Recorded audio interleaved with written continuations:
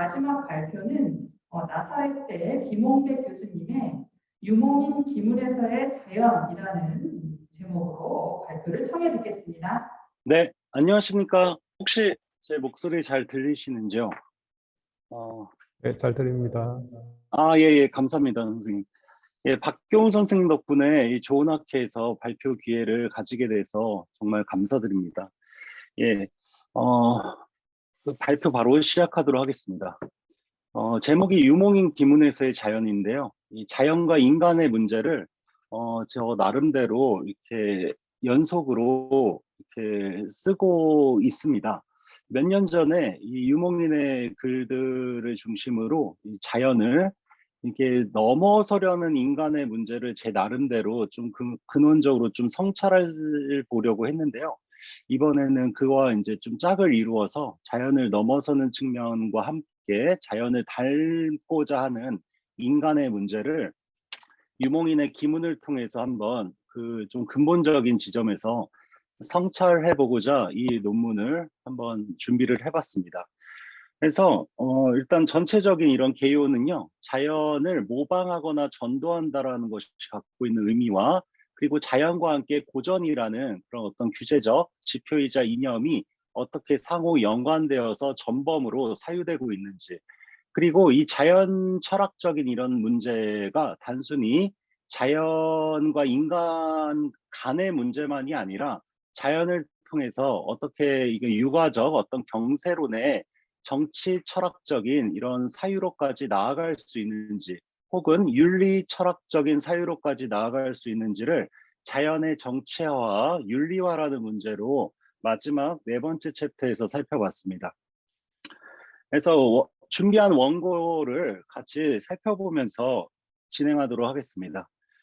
일단 중세 동아시아에서 자연이라는 개념이 어떠한 의미인지에 대해서 좀 고찰을 간략하게 해봤습니다. 여기서 이 자연이라는 것이 갖고 있는 이 어떤 그 의미가 이게 두 가지 양상을 갖고 있는데요. 하나가 외물로서의 자연이라면 하나는 이념으로서의 자연이라고 할 수가 있겠습니다.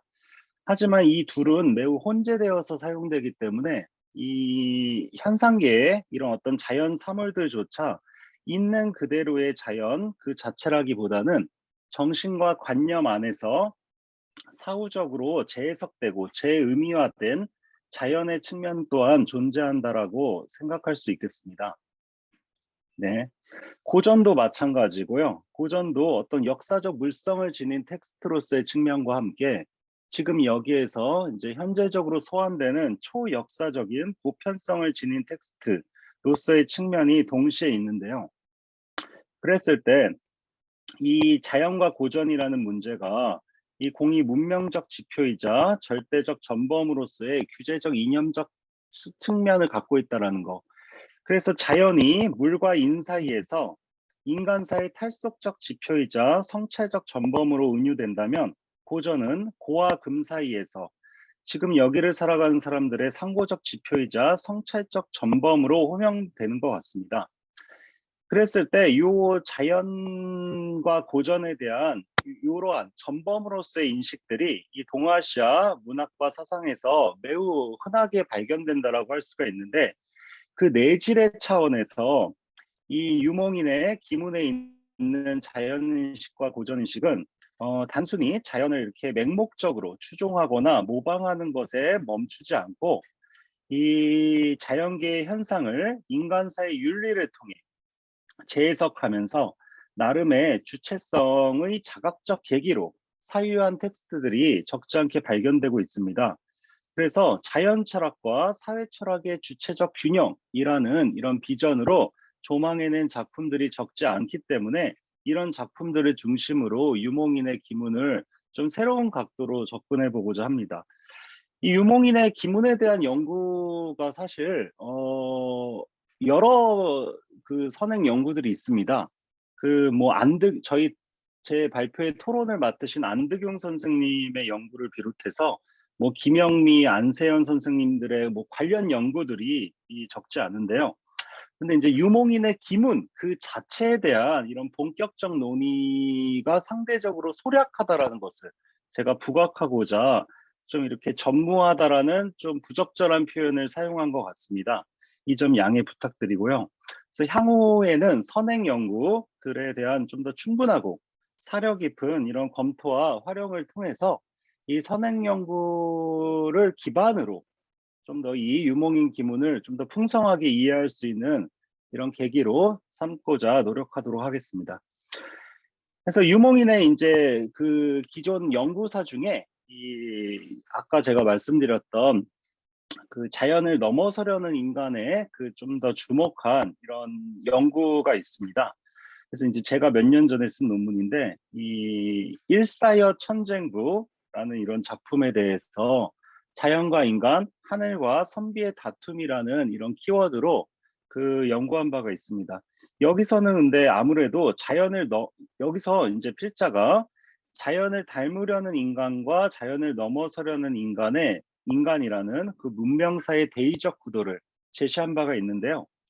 이 연구 또한 그 아무래도 이 주제 자체가 작품 다루고 있는 대상 자체가 자연을 인간이 어떻게 넘어서는지에 좀 더 주목을 하고 있기 때문에 전자의 측면, 자연을 닮으려는 인간의 문제, 이 부분에 있어서는 좀 제대로 논의가 이루어지지 않았습니다. 그래서 이 부분을 본 논문에서 좀 본격적으로 고찰해 보고자 합니다. 유목민 기문 중에서 이러한 전범으로서의 자연과 고전에 대한 성찰이 다양하게 입론되어 있고 이렇게 새롭게 자연 인식과 어떤 이런 사회 철학과의 균형 속에서 인간 주체의 자각적 계기로 새롭게 사유된 작품들이 적지 않은데요. 이 유목민 어우집의 전체 32편에 대한 전수조사를 통해서 이 중 관련한 어떤 핵심적인 자연 인식이 드러난 작품들을 목록으로 정리해서 구체적으로 그 관련 양상과 의미를 좀 종합적으로 조망해 보고자 합니다. 먼저 자연의 모방 또는 전도. 이 모방이라는 문제 혹은 서양 지성사에서는 미메시스라고 하는 문제가 이 서양에서도 매우 중요한 이런 화두이고 담론이었지만 동아시아에서도 당연히 비슷한 양상을 고대 그 철학사에서 고대 문학사에서 비슷한 양상을 취하고 있는 것 같습니다. 이거를 두 번째 단락에서 간략하게 언급을 했고요. 그래서 이런 것들이 이 예술과 문화의 이런 다양한 어떤 이런 존재 양태의 핵심적인 어떤 이런 의미 지표로서 이 자연의 모방이자 재현이라는 문제가 사고되고 있다. 그래서 유목민의 기문 중에도 이러한 자연 인식이 이제 담긴 작품들이 많은데요. 유목민이 한 기문에서 이런 말을 했습니다. 사물은 사람을 통해 드러나고 사람은 사물을 통해 드러나니 기운의 조화는 같은 부류로서 조응하는 것이다. 여기서 사물은 바로 자연을 의미합니다.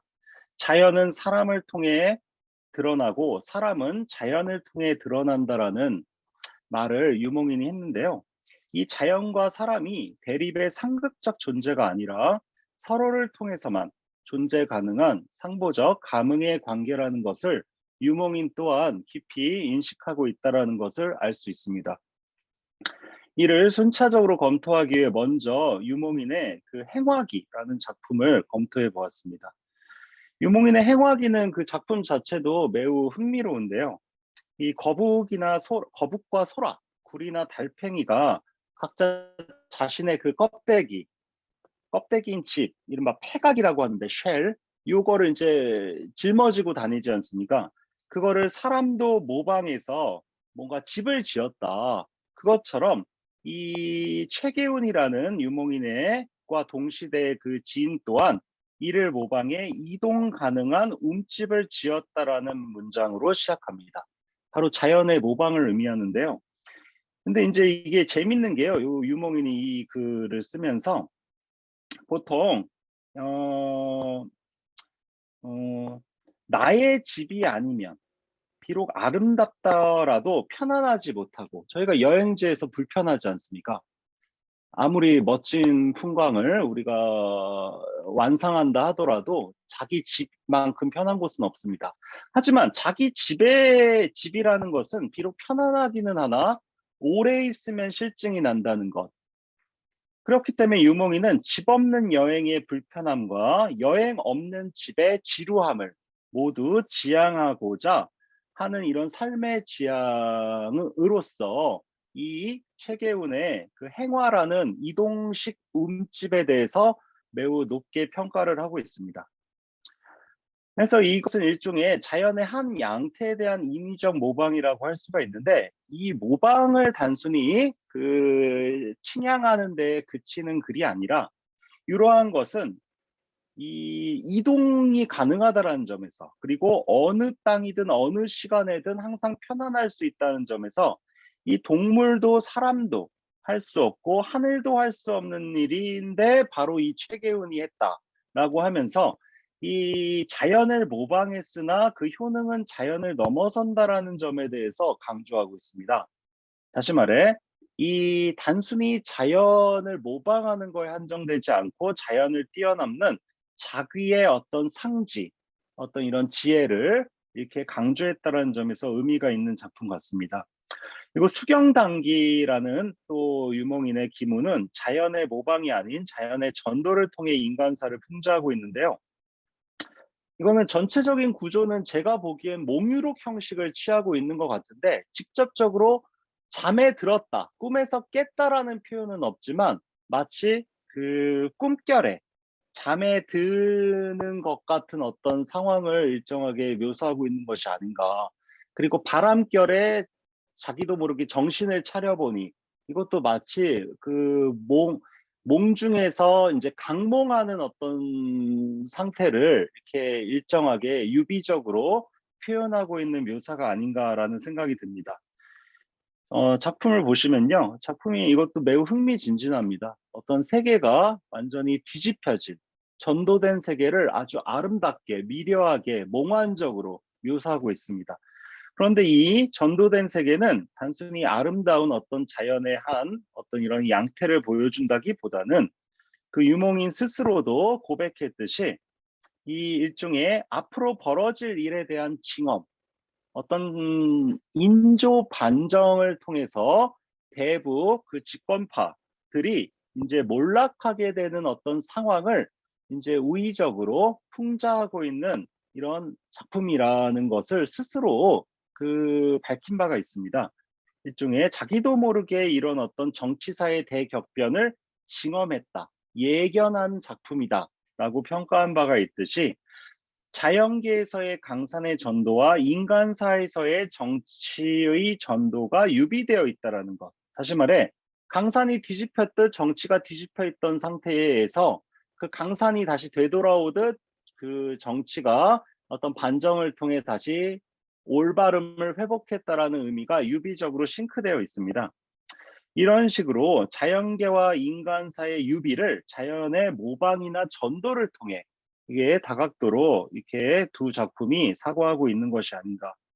자연과 고전이라는 전범이 으로 넘어가도록 하겠습니다. 이것도 이제 개별적으로 등장하는 게 아니라 서로 상호 긴밀하게 연관된 개념상으로 소환이 되는데요. 이 관련한 이런 대표적인 작품들을 그 표에 정리를 했습니다. 이러한 작품들은 대부분 대나무와 두씨, 자연의 이치와 노자, 음양의 이치와 시경, 자연의 졸과 고전의 졸, 산수화와 고전을 통한 자연의 와유, 강월로서의 자연과 식구, 누대, 이런 것들이 각각의 자연의 속성과 이치가 두씨, 노자, 시경 등의 고전과 매우 긴밀하게 등위적으로 연계되어 사고되고 있습니다. 그런데 이것 또한 실제 그 작품을 살펴보면 이게 단순히 모방에 그치지 않고 새로운 자득의 계기로 활용되고 있다는 점이 흥미로운데요. 이 자연을 자연에 감응한다라는 것이 단순히 어떤 이런, 그리고 고전이나 어떤 이런 자연계에 대한 모방이 아니라, 이 모방을 계기로 나의 마음속에서 자득된 나만의 고유한 풍치, 그리고 이것을 또한 주체적 성찰의 계기로 활용된다는 점도 매우 흥미롭습니다. 그래서 관련한 그런 기문들을 좀 다양하게 살펴보도록 하겠습니다. 일단 무진정기 같은 경우에도 이 자연과 고전의 어떤 이런 인식들이 서로 긴밀하게 연관이 되어 있는데요. 그중에 노자를 인용해 가지고 족함을 아는 족함이라는 것이 이제 무궁하고 무한한 무진의 항상적 지혜라는 의미를 이야기를 하면서 자연계와 인간사, 주역과 노자가 유비적으로 연계되어 일련의 상보적 전범이자 개별 주체의 윤리적 지침으로서 강조되고 있습니다. 그리고 인한원기의 경우에도 이 주역과 노자가 이게 마찬가지 자연과 고전의 전범으로서 소환되고 있는 작품이라고 할 수가 있겠습니다. 좋은 전기 같은 경우에는 이제 어떤 이런 와유라는 키워드로 그 산수화라는 자연의 재현과 당시라는 고전의 모의를 통해 자연과 고전을 이제 공히 모방한 기록을 남기고 있다라고 할 수 있겠습니다. 강월원기도 마찬가지고요. 특히 용절원기가 이제 좀 재미있고 의미심장한데요. 이것도 뭐 교묘함과 졸렬함이라는 개념을 활용해서 인간사의 교묘함이 가장 졸렬하고 자연계의 졸렬함이 가장 교묘하다라는 역설적 진리를 흥미롭게 의론한 작품입니다. 그래서 이것 또한 인간은 인간사의 졸렬함을 극복하고 자연계의 교묘함을 닮아야 한다는 거, 이런 이야기를 하고 있어요. 일종의 자연을 어떻게 닮아야 할 것인가 라는 문제를 사유한 작품이라고 할 수가 있겠습니다. 그래서 관련 작품들에 대한 이런 설명을 간략하게 말씀드리면요. 이 기문을 의뢰한 그 신식이라는 그 분이야말로 용졸의 삶을 실천한 자이다 라고 얘기를 하면서 신식이 평소에 이게 겸허함으로 자신의 커리어를 안전하게 뭔가 영속시킨 이런 자로 칭양되고 있거든요. 신식은 자연의 졸렬함을 닮은 인간이라는 게 유몽인의 평입니다. 인간이 자연의 교묘함을 모방하고자 하면 오히려 졸렬해지고 인간이 자연의 졸렬함을 모방하고자 하면 오히려 교묘해진다는 거. 자연 그 자체의 무의적 졸렬함과 인간 세계의 인위적 교묘함이 긴장과 대립의 삼각관계이지만 신식이 행한 용졸의 삶처럼 인간이 자연의 졸렬함을 담고자 한다면 자연과 인간은 화해하고 합일하게 된다는 것입니다. 이런 식으로 실제 여기에 이 자연의 졸렬함과 고전의 졸렬함이 안회나 증자, 주도니, 노자, 두보 등의 다양한 이런 문학에서 음미된 어리석음과 노둔함, 졸렬함의 가치와 매우 긴밀하게 연계되어 있습니다. 이것이 자연의 졸렬함을 담고자 했던 고전의 졸렬함이라고 할 수가 있겠습니다.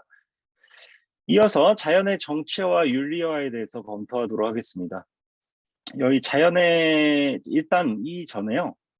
이 전범으로서의 자연이 풍경화의 풍경보다는 산수화의 산수에 가까운 개념이라는 것을 먼저 말씀드리고 싶습니다.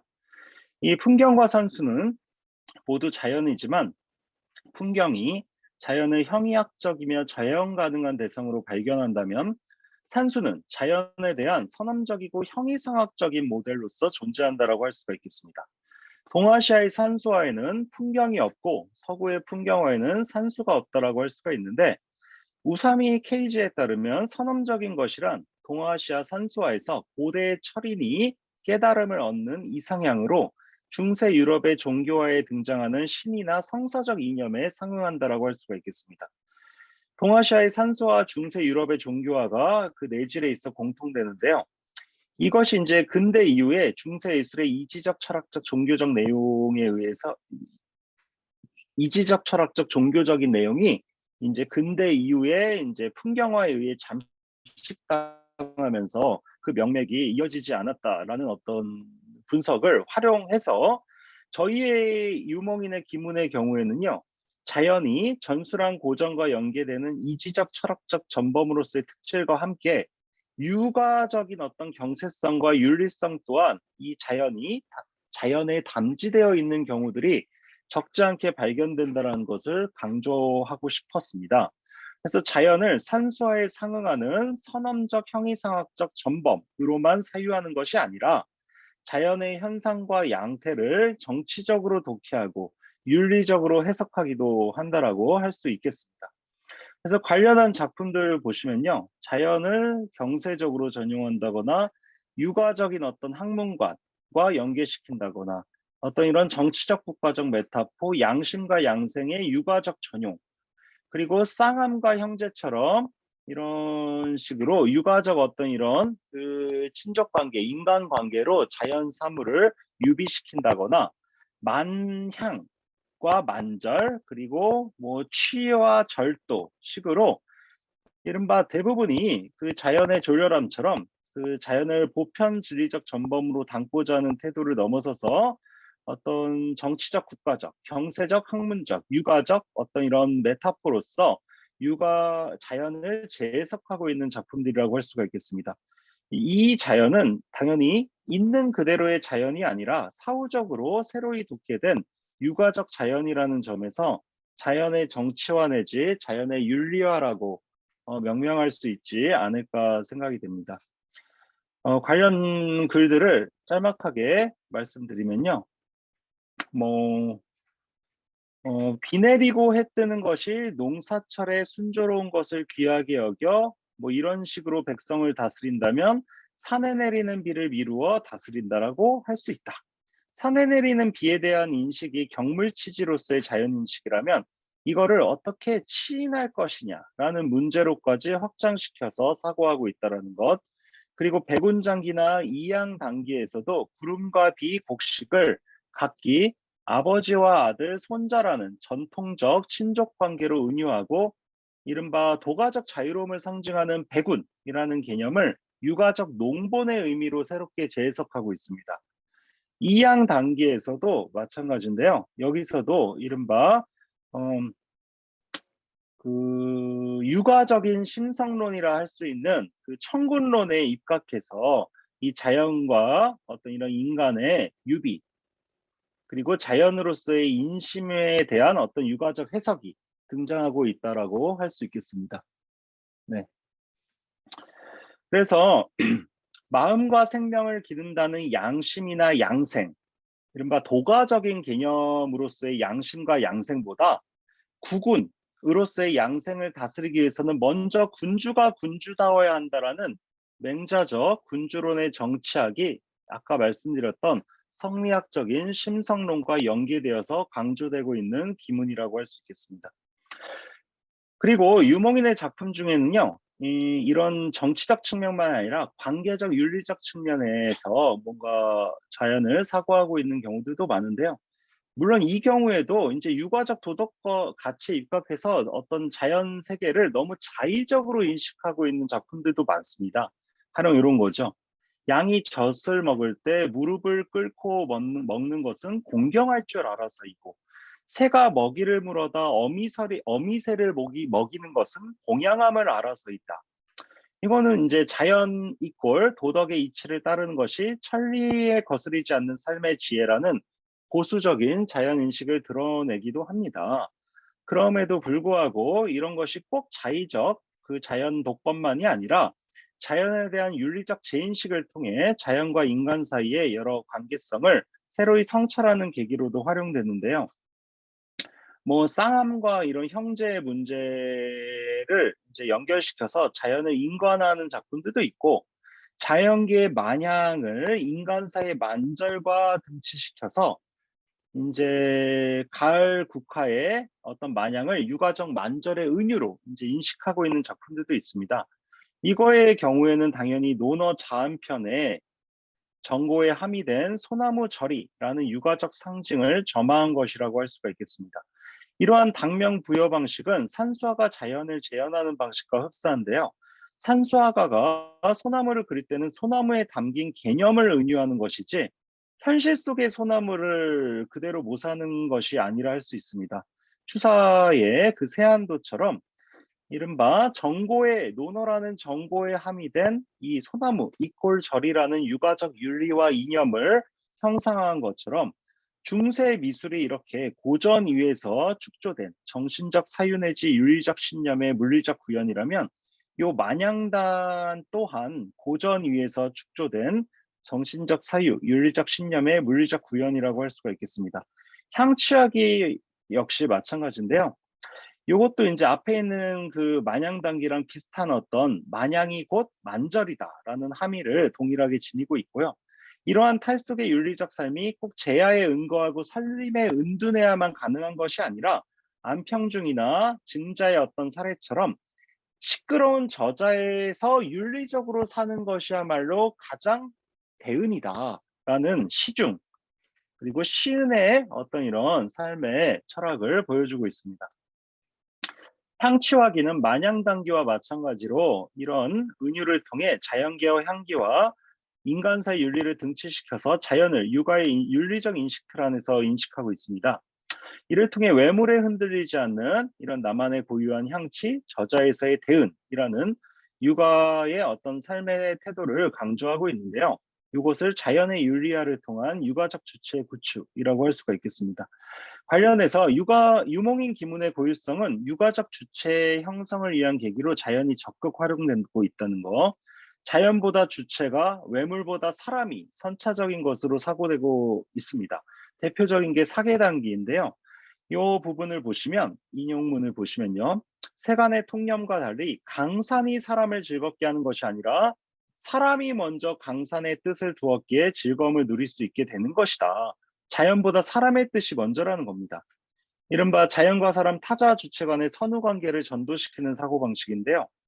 이러한 어떤 자연에 대한 주체 인식은요. 일종의 노너나 어떤 최치원이나 이런 여러 고전 작품들에서 이렇게 비슷한 이야기들이 이미 연속되고 있습니다. 사람이 도에 의해 수동적으로 영향을 받는 것이 아니라 사람이 능동적으로 진리를 진리게 하는 것이며 세속의 사람이 산에 의해 수동적으로 내쳐지는 게 아니라 세속의 사람이 능동적으로 자연을 내치고 방기한다라는 거죠. 사람이 진리를 획득한 것은 인간 주체의 자득 덕분이고 사람이 자연으로부터 유리된 것도 인간 주체의 자오 때문이라고 할 수가 있겠습니다. 주체는 진리와 자연이 아니라 어디까지나 사람이라는 거. 그래서 사람이 진리와 자연이라는 절대자에게 종속된 것이 아니라 진리가 사람에 의해 확장되고 자연이 사람에 의해 방기된다는 사고방식인데요. 매우 주체적인 진리관이자 자연관이라고 할 수가 있겠습니다. 신제 왕관의 그 회남 경물서를 연상하기도 하는데요. 신제가 이런 말을 한 바 있습니다. 천지만물이 자신에게 의지하는 것이지 자신이 천지만물에 의지하는 것이 아니다. 물론 결은 조금 다르지만 강도도 다르고 유몽인의 말한 강산이 사람을 즐겁게 하는 것이 아니라 사람이 먼저 강산의 뜻을 두었기에 즐거움을 누릴 수 있게 된다라는 논리와 일정하게 상응한다라고 할 수가 있겠습니다.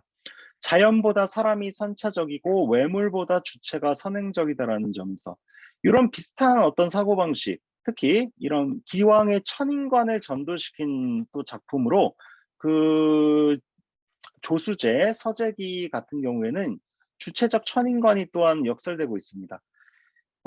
일종의 교육용 어떤 자료로 쓴 글인데요. 너희의 명성이 이루어지는 것은 너희가 노력해서 이루는 것이지 하늘이 그렇게 만들어주지 않는 것은 분명하다. 다시 말해 하늘은 사람 개개의 성취에 대해서 무심하고 무정하다는 얘기죠. 하늘은 인간의 노력과 응보에 관여하지 않고요. 인간의 명성과 성취는 스스로 노력해서 이루는 것이지 하늘이 이루어주는 것이 아니다라는 거. 육아적인 이런 기왕의 천인상관설이나 불가적인 인과 응보설과는 달리 이 만물에 대한 하늘의 무심함을 논한 노자적 자연 철학에 가깝다라고 할 수가 있겠습니다. 천지는 어질지 않아 만물을 쓸모없는 지푸라기처럼 여긴다라고 노자가 했듯이 이런 식의 사고방식이 일정하게 담지되어 있지만 물론 유멍이는 노자와 달리 불인이라는 표현을 사용하지 않았고 성인에 대해서도 비판적이지 않습니다. 오히려 하늘이 도와주지 않기에 인간이 스스로의 노력으로 현인에서 성인이 되고 나아가서 하늘이 될 수 있다라는 그 가능성을 주체적 가능성이죠. 대대적으로 천명하고 있습니다. 이건 북송의 유학자 주도니의 통서에 있는 말을 이제 재활용하고 있는 건데요. 유멍이는 이 노자의 천관과 주도니의 천관을 병합해서 이런 주체적 천관을 역설한 것으로 보입니다. 이 경우에 이 하늘을 닮으려는 인간이라는 이 전통적 천인관과 하늘을 넘어서려는 인간의 실정적 태도가 맹화적으로 이렇게 일정하게 연결되어 있고요. 여기 아까 초반에 말씀드렸던 일사여 천쟁부라는 이런 작품에 전면적으로 본격적으로 이 논의가 이렇게 펼쳐지고 있습니다. 그리고 좀 이제 제가 강조하고 싶은 마지막 부분이요. 이 유목인의 천인관에는 이 천을 절대적 전범의 측면만이 아니라 상대적 유동적 가치로도 인식하고 있다는 거. 그리고 장자적 상대주의에 대한 어떤 비판 또한 수행되고 있다는 거. 요걸 강조하고 싶습니다. 가령 그 유목인 이후에 이제 연암 박지원 같은 경우에는 그 자신의 자연인식이 담긴 이 유명한 아포리즘, 말똥그리는 자신의 말똥을 아껴 그 용의 여의주를 부러워하지 않는다라는 거. 요, 요 문장이요. 일정하게 자신의 성정대로 삶을 즐긴다라는 긍정적 세계 감각이면서 이게 연함에 당연히 의도한 거는 전혀 아니지만 상황에 따라 이러한 어떤 체제에 자발적으로 순응할 것을 종용하는 이데올로기로 변질된 가능성 또한 내포되어 있습니다. 반면에 유몽인의 경우에는 이 자신의 방중국론이 설파된 작품에서 당시 명나라의 선진성과 조선의 후진성을 있는 그대로 분별하지 않고 양방을 상대화시켜 조선의 어떤 낙후성을 은폐시키는 당시 지식인들의 공허한 관념적 상대주의를 비판한 바 있는데요.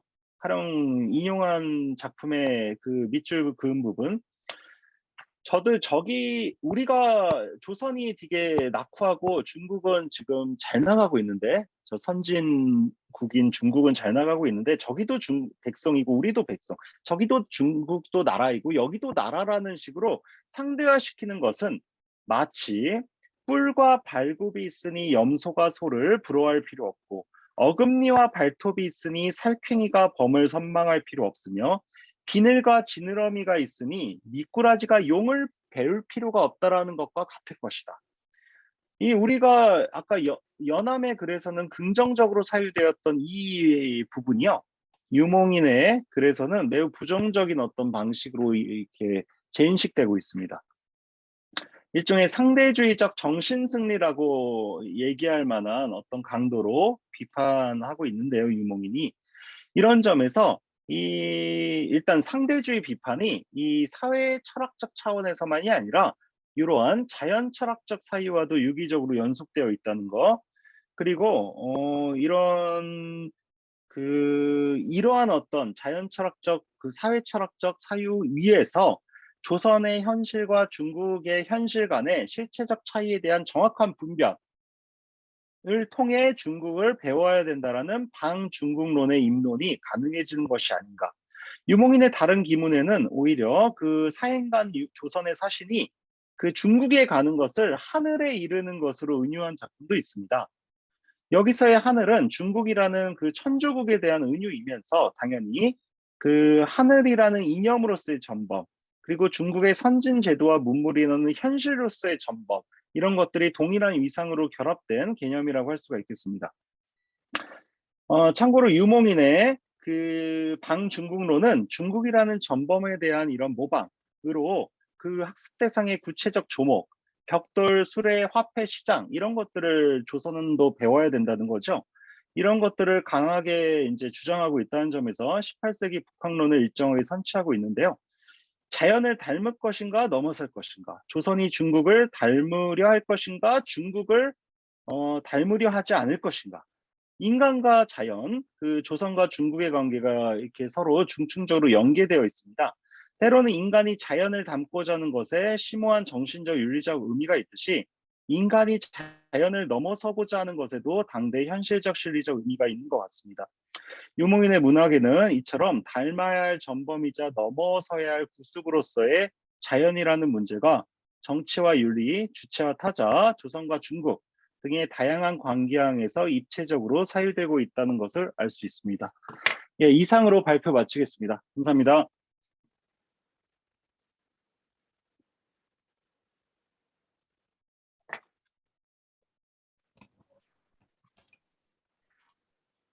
예, 김홍백 교수님 발표 감사드립니다.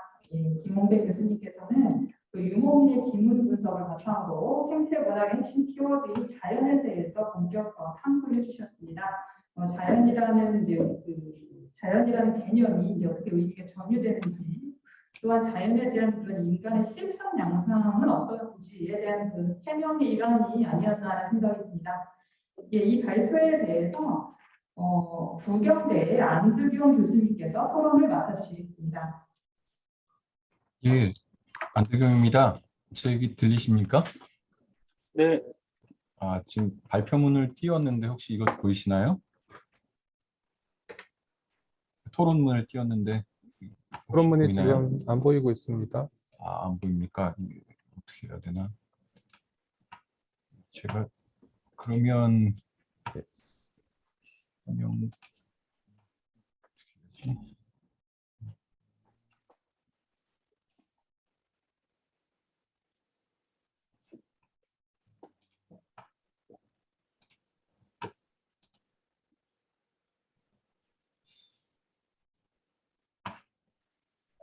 정 안 되면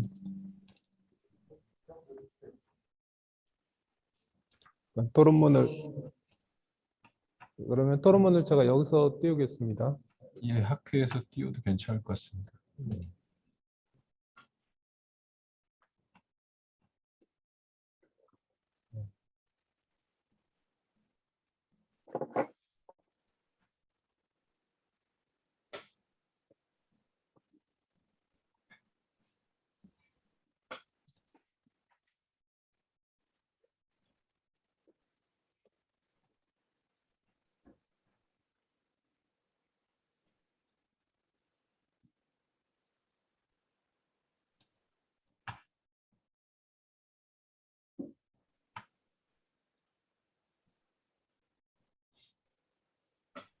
네, 다음에 질문이 있으면 의견 전화 주시기 바랍니다. 네. 예, 점심시간이 시작된 거 아닌가 이런 생각이 드는데요. 예, 시간이 또 좀 지난 것 같아서 다 읽지 않고 그냥 핵심만 압축적으로 그냥 제가 말씀드리는 방법으로 하겠습니다. 토론은. 아, 그리고 일단 토론 기회 주셔서 고맙고요. 오랜만에 김홍백 선생님 이렇게라도 뵈서 굉장히 반갑습니다. 예, 오늘 제가 할 건 사실 질문이라기보다는 뭐 약간 제안 같은 느낌입니다. 발표 들어보셔서 알겠지만 김홍국 선생님 발표문 사실 서술의 요령이라든가 설명이 아주 정확하고 친절해서 한 번쯤 읽으면 무슨 뜻인지 다 알 수 있습니다. 그러니까 그런 것에 대해서는 이견이 전혀 없고요. 일단은 몇 가지 좀 나중에 어차피 수정하게 되실 거니까 그때 이러한 점에 조금 더 관심을 기울여 주셨으면 어떨까 하는 그런 제안입니다. 첫 번째 같은 경우에는 이게 기문은 파제가 꽤 중요한데 오늘도 물론 일정하게 종합하고 정리해서 의미를 부여하고 계시긴 하지만 일단 기본적으로 기문은 다른 고전에서 많은 자료들을 인용하고 정신들을 끌어와서 이 건물이라든지 기물의 명칭을 풀어주는 이런 게 기본적입니다. 그러니까 조금 더 유목민이 가지고 있는 이런 고전, 자연, 그리고 그에서 그에 대한 성찰, 이런 면모를 좀 구체적이면서도 좀 고유한 특징을 좀 밝혀주시면 어떨까라는 생각이 좀 들고요. 또 한 가지 두 번째 단락은 이건 좀 욕심입니다. 근데 김홍국 선생님 이미 유목인도 어우집도 번역을 다 하셨고 논문도 굉장히 많이 쓰셨으니까 유목인의 어떤 자연 인식이라든가 자연의 형상화라는 것이 유목인 안에서는 어떤 의미를 가지고 있는지 다른 어떤 정신적인 측면이라든지 글쓰기의 측면에서 그리고 또 한 가지 조금 더 욕심을 내 본다면 문학사적으로 유목인의 이런 자연 인식과 형상화가 자리 잡은 위치는 어디인지 가치는 어떤 것인지에 대해서도 김홍국 교수님이면 좀 말씀해 주실 수 있지 않을까 이런 생각이 좀 들긴 들었습니다. 나머지는 이미 발표할 때 말씀하셨으니까 넘어가고요. 마지막 단락, 뚝 떨어진 마지막 단락은 그냥 사소한 것들인데 이 기문의 범위를 꽤나 넓게 잡으신 게 아닌가라는 생각이 좀 들어요. 이럴 경우에는 어떤 접근에 대한 별도의 설명이 좀 필요하지 않을까? 혹은 좀 그 범위를 좁혀도 괜찮지 않을까? 이런 생각이 좀 들었고요. 나머지는 또 이렇게 설명을 다 그 또 몽유록 수경 단기가 몽유록의 형식을 가지고 있다. 뭐 이것이나 풍경과 산수에 대한 그 어떤 차이 이런 것에 대해서는 좀 발표하시면서 설명을 하셨으니까 예, 질문 더 안 해도 될 것 같습니다. 예, 여기까지 하겠습니다. 예, 안드경 교수님 토론 감사드립니다. 이에 대해서 김홍백 교수님 답변해 주시면 감사하겠습니다. 네, 선생님 감사합니다. 선생님과 제가 논문 여러 번 이렇게 서로 발표 토론을 많이 해서 선생님께 매번 이렇게 큰 도움을 받고 있는데요. 오늘도 그 나중에 논문 수정하는 데 있어서 선생님 하신 말씀들 모조리 다 반영해서 좋은 논문으로 바꾸도록 하겠습니다.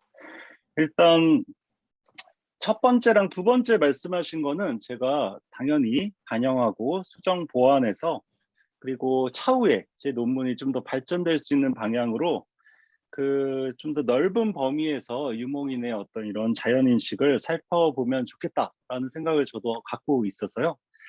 그 고장 사상에 기반해서 유목인의 이제 자연관을 이제 사유하고 있는 기존 논의와 좀 이렇게 어떤 비교와 대조의 방법을 통해 이렇게 전반적으로 고찰을 해봐도 재밌겠다라는 생각이 듭니다. 그리고 이제 기 장르의 범위를 좀 어떻게 설정할 것이냐. 저도 당연히 요게 이제 고민이 좀 됐는데요. 이제 제 나름의 논문 어떤 의도는 누정기나 거소기를 중심으로 여타 이제 기장르의 작품까지 다 아울러서 유목인의 자연인식을 좀 종합적으로 고찰해 보고자 요런 전통적인 이런 누정기가 아닌 이런 작품들까지 좀 많이 활용을 하고자 했습니다. 그 선생님께서 말씀하신 그 두류산록 요거 경우에도 사실 넓은 의미에서는 자연 인식이 드러난 어떤 작품이기 때문에 요것도 좀 반영해서 활용해야 되는 것이 아닌가라는 생각을 오히려 역으로 했고요. 좁혀서 다루는 방식도 있을 테고 좀 더 넓혀서 다루는 방식도 있을 텐데 어떤 게 더 적합할지 좀 더 고민해 보도록 하겠습니다. 그리고 마지막에 말씀해 주신 이 행wak이라는 작품이 왜 그 유구의 사신들에게 강렬한 인상을 주었을까? 이거는 이제 제 생각에는요, 이 유구, 오키나와라는 곳이 이제 섬이 한 500개 정도, 한 50여 개 정도 있는 곳 아닙니까? 그러다 보니까 아무래도 이 섬이라는 곳이 저희 같이 이제 육지에 사는, 무채 사는 사람들과 달리 좀 이동이 편리한 어떤 이런 주거 공간에 대한 어떤 갈증이 있었을 것 같아요. 그래서 이제 행wak이라는 작품이 이동식 그 주거 공간이라는 점에서 이게 이제 제 뇌피셜이고 추정입니다만 이 오키나와 사람들 섬에 사는 사람들 입장에서 이 행wak이라는 작품이 매우 흥미롭게 느껴졌던 것이 아닌가라는 어떤 추정을 한번 해보겠습니다, 선생님. 네, 감사합니다. 예, 안드경 교수님 또 의견이 있으신지요? 의견이라기보다는요. 일단은 이만큼 그 논의를 진행을 했으니까 조금 더 나아가서 생태와 관련을 시켜봐도 괜찮겠다. 이런 생각도 좀 네네. 아니, 원래 들고. 제 논문 주제가요, 생태적으로 조망해 보려고 하다가 너무 범위가 넓고 제가 감당을 좀 못할 것 같아서 이제 기문으로 좁혀 잡은 거라 나중에는 말씀하신 대로 좀 생태라는 키워드로 이거를 좀 크게 한번 논의를 진전시키면 좋겠다는 생각을 하고 있습니다. 네, 알겠습니다. 오키나와에 대한 그 제 추정은 어떻게 그럴듯한가요? 그러니까 이게 뭐 그냥 이거 그럴 수 있겠다 이런 생각은 충분히 듭니다. 예. 예, 감사합니다. 네.